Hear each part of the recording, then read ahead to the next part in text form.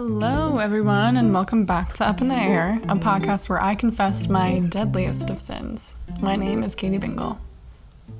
Remember how I said I don't get embarrassed anymore?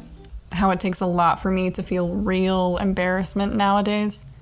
I say this because I used to be an extremely insecure teenager.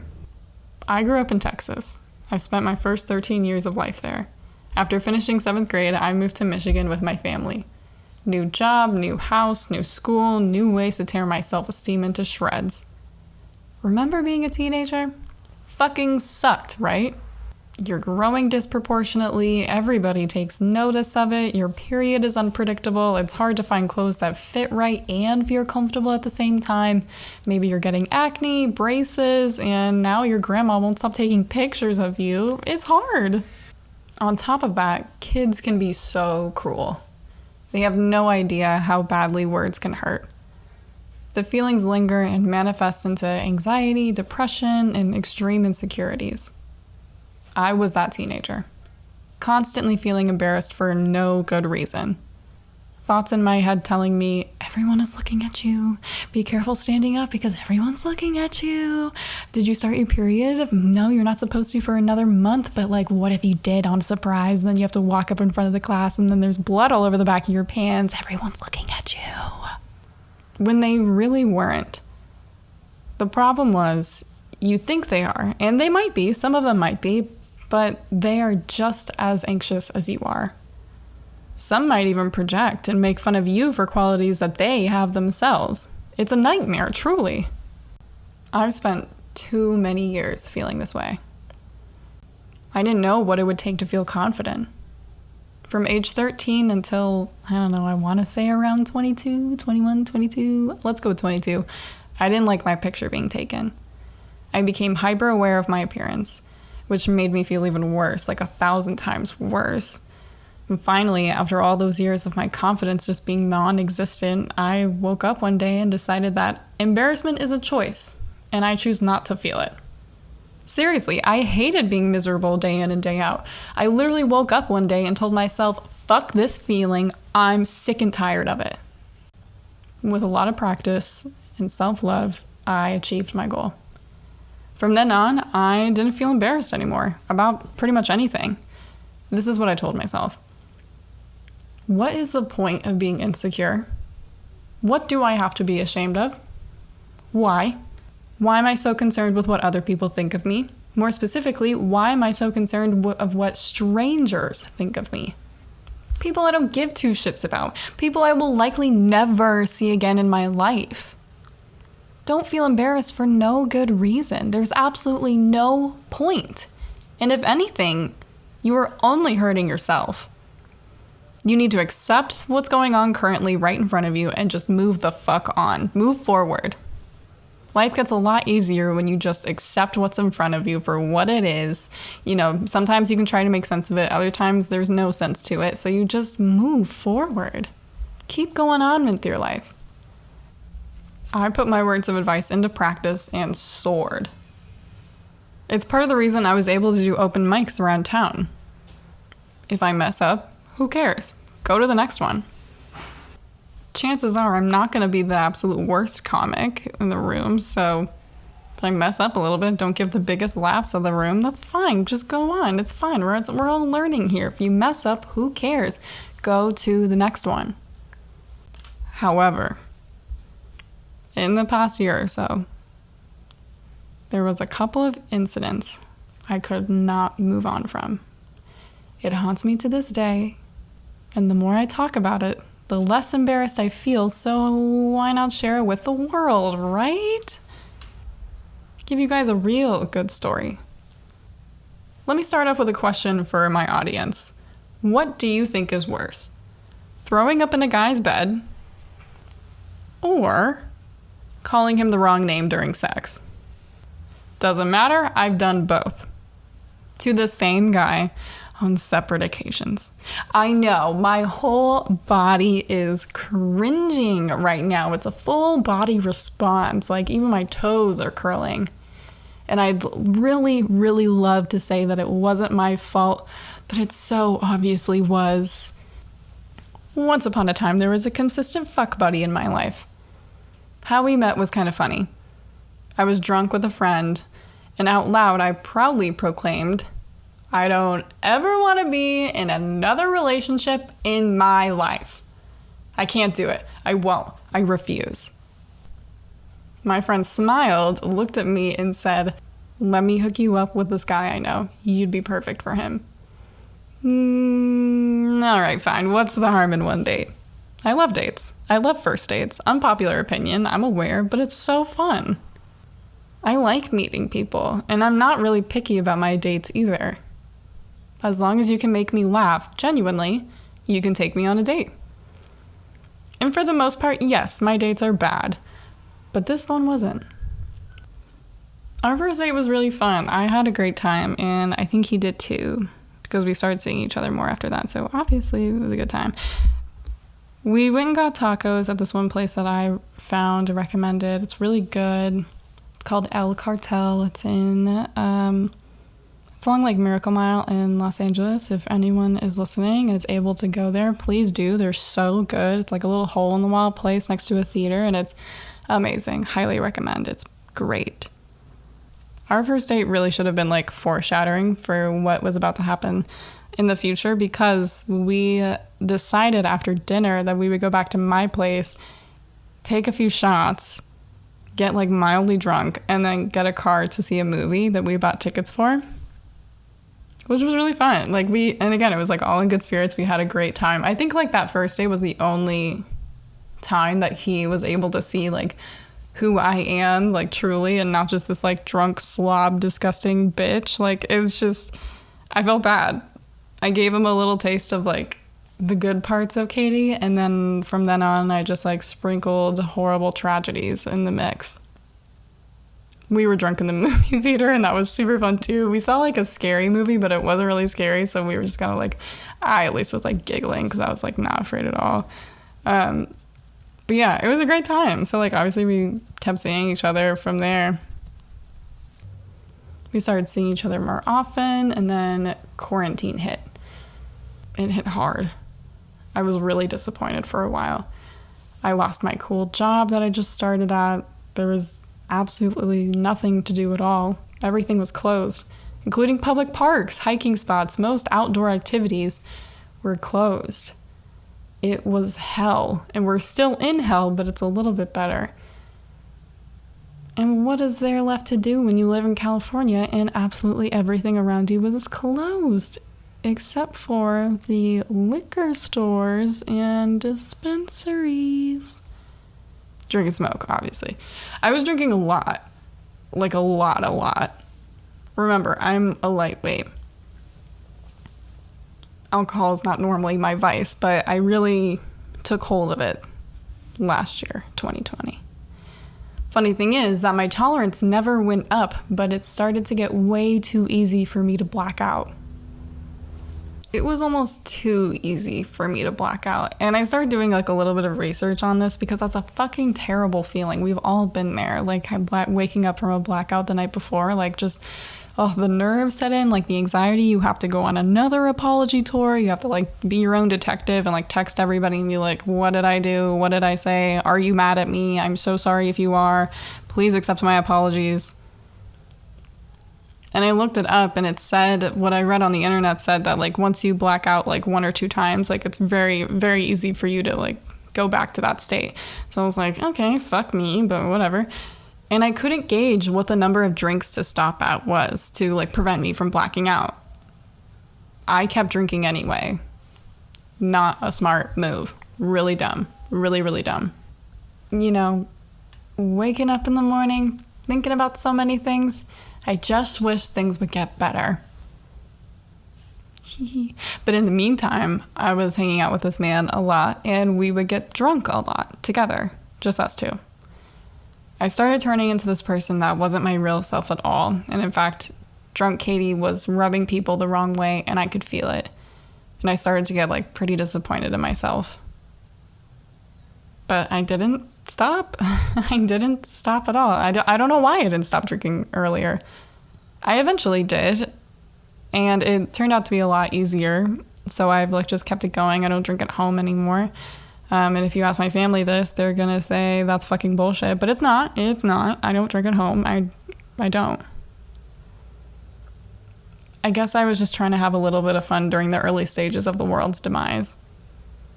But at the cost of my stellar, perfect, shining reputation of being the chill girl.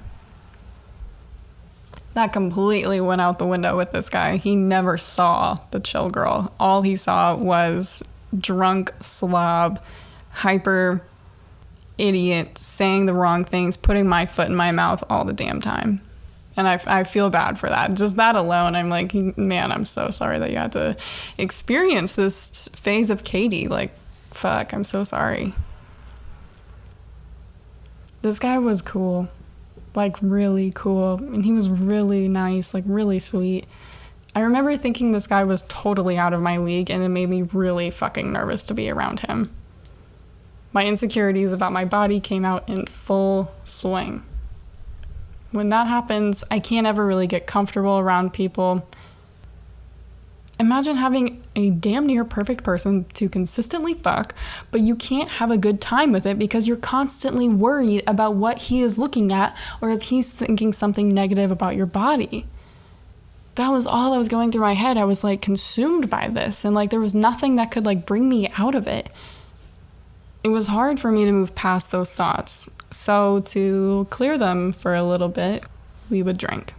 I would willingly drink. And the deadly combination did not help me at all. The night I threw up in his bed is a good one. Not good for me or for him, but good for you guys because it's a good story. I told y'all nothing is off the table, and this is included, my eternal fuck-ups.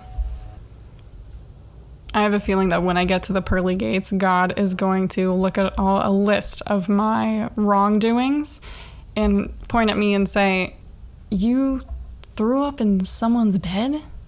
And I have to explain, yeah, and that's not the first time either. This is probably the worst thing I've ever done. Hands down. It's disgusting. It paints me in a really bad light. And every time I think about it, my whole body tenses up. Every muscle tenses up. I can feel it right now. Like I'm going to have to do some major stretches after this take. Here's how it went down. One night, I went to go see some girlfriends for a little. Have a little girly wine night. And this was right before the big shutdown in LA because I was still taking Ubers at the time. So I took a car to their place because we were going to be drinking. A small group of us just drinking some red wine, watching good TV, just chilling, just girly things. I get a text. It's from him. It read, "What are you doing tonight?" I tell him what's happening in front of me. He responds, "Tell your friends not to go too hard because you're spending the night with me."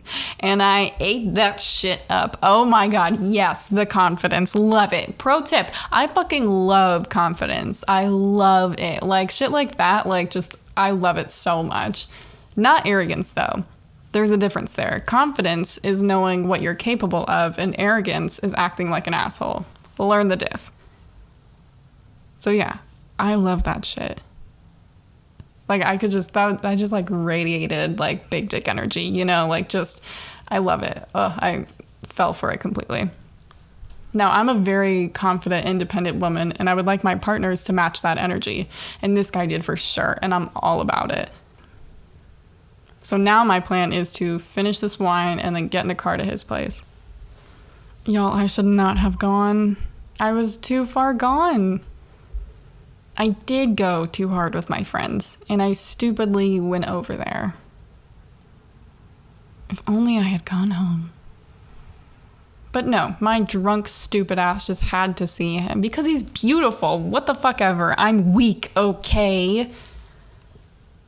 And that's all I did. See him. I just saw him. As soon as I got over there, I fucking passed out.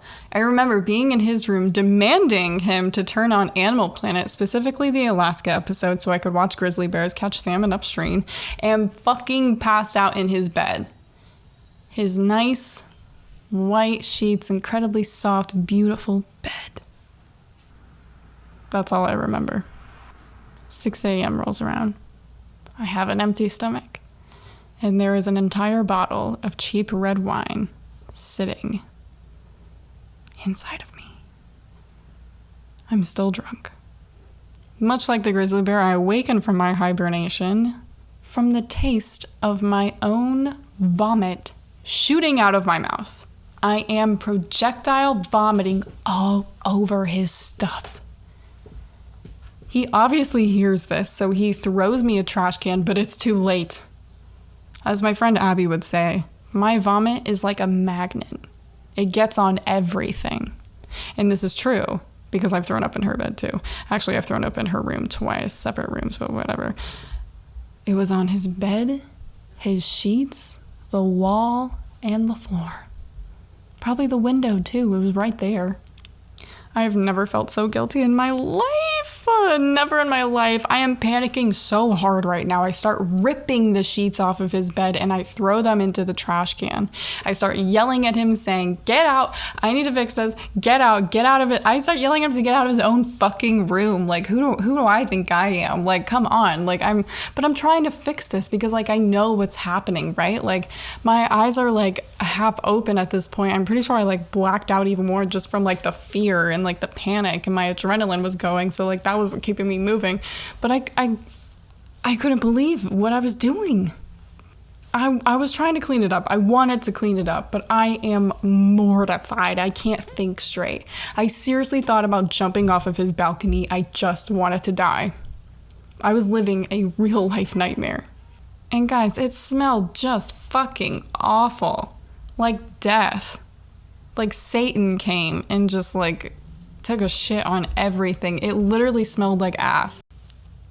I think I even said that to him too. I was like, don't go in there, it smells like ass. Like it really did. Like not even like opening up a window could do anything to it. Like I'm sure he had to get that thing like biohazard cleaned. Like it was bring in the guys from Monsters Inc. when they have like the sock on that one monster. Like bring in the hazmat suits, please. Like you don't want to go in there.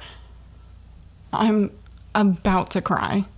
I'm running around looking like a chicken with its head cut off, trying to clean it up, but I'm still fucking drunk. I can't think straight, and I did not do a good job with the cleaning.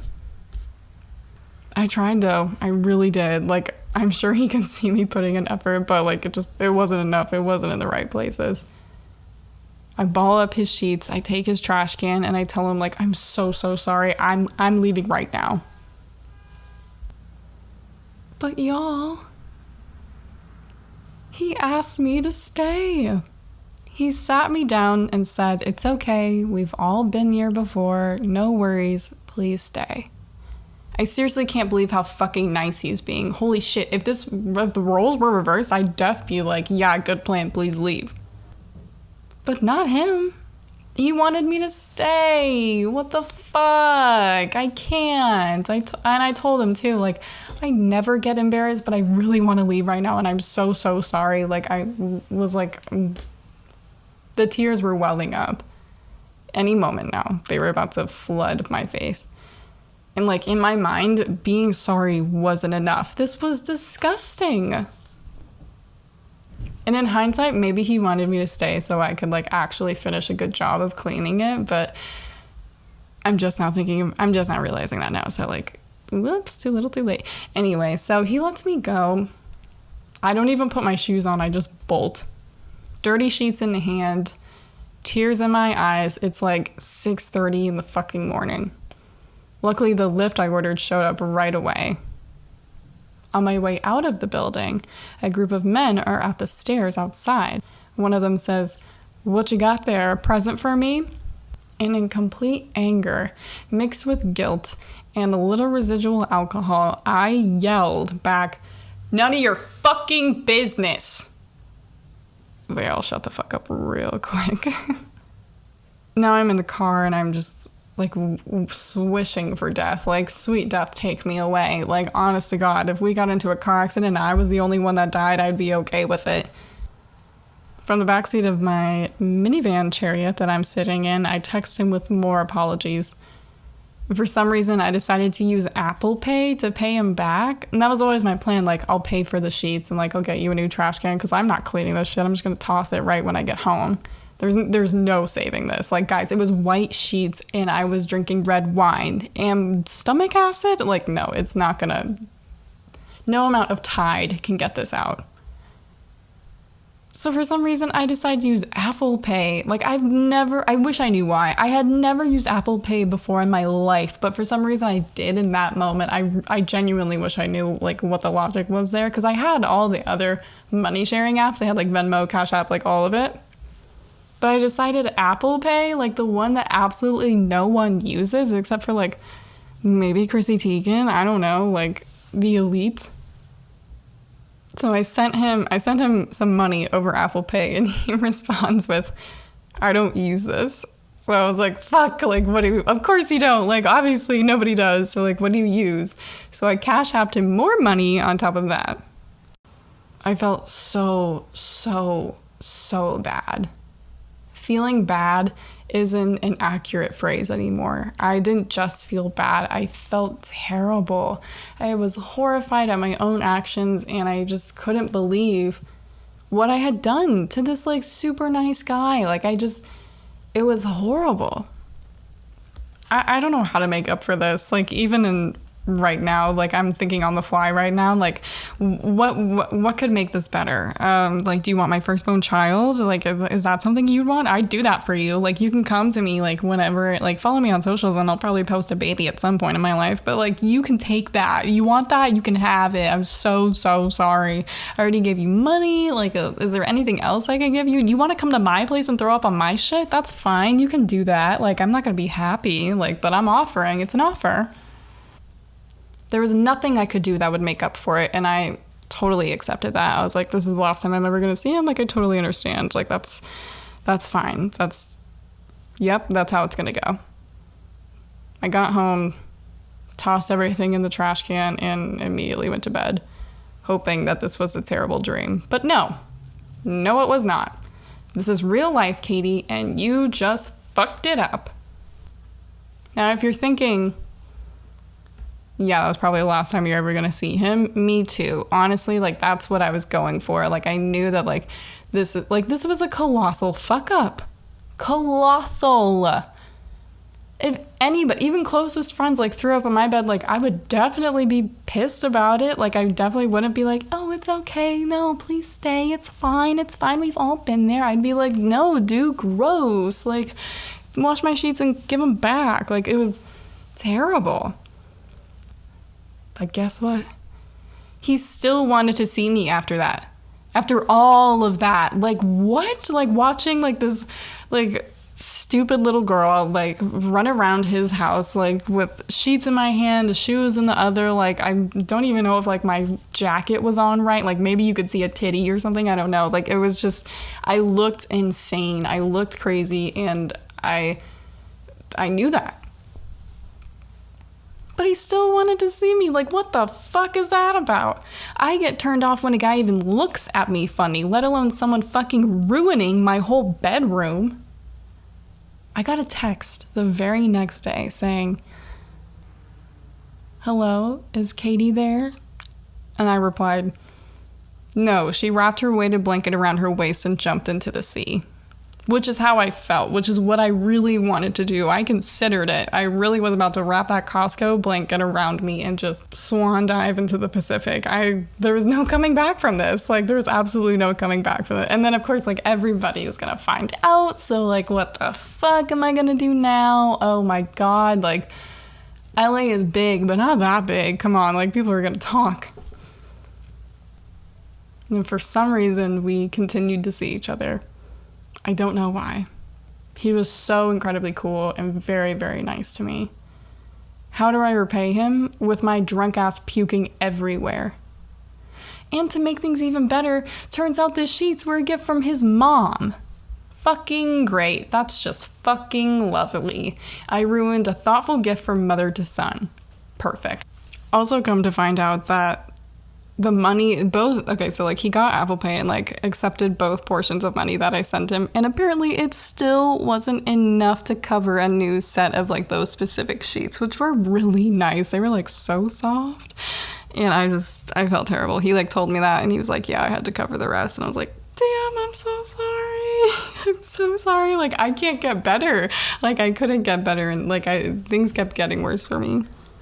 And that was just like the first thing too. This is a part 1, guys. Like, I'll tell you the other part in a different episode, but I still haven't felt relief from that. Like, I can't get over it. Like, every time I think about, like, truly, like, my toes curl, like, my, like, joints lock up, like, I can't breathe. Like, I'm truly embarrassed in every sense of the word. It's terrible. The only thing that helps me work through it is to talk about it. So I figured, why not tell the entire internet? For maybe he'll hear it. Like, maybe he'll fucking hear it.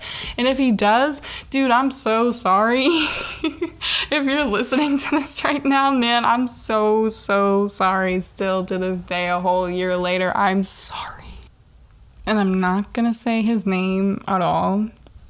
If he would like to come forward and be on the podcast and tell his perspective of this story, I would actually love that. Like, that would be really interesting and funny, but I'm not going to propose that to him directly. If he happens to be listening to this episode, text me. I still have the same number, or DM me or whatever. Like, I do whatever. Like, if you would like to come on this and tell your version of what happened, absolutely, please do. I think that would be really fun. But that concludes part 1 of Superbad, Sexcapades from my phone. Stay tuned for part 2 coming later. I'm not sure when I'm going to release that episode. I have something special planned for the next couple of weeks. But in the meantime, please make sure to share this with everyone you know. Follow us on Instagram at UITA Podcast. It's Up in the Air, UITA Podcast. I'm still working on getting these to Apple Podcasts because it's a whole fucking mess and Apple is just a dictator. But anyway, for now, you can find us on Spotify and YouTube. This is Up in the Air. I'm Katie Bingle, and I will see you later. Bye.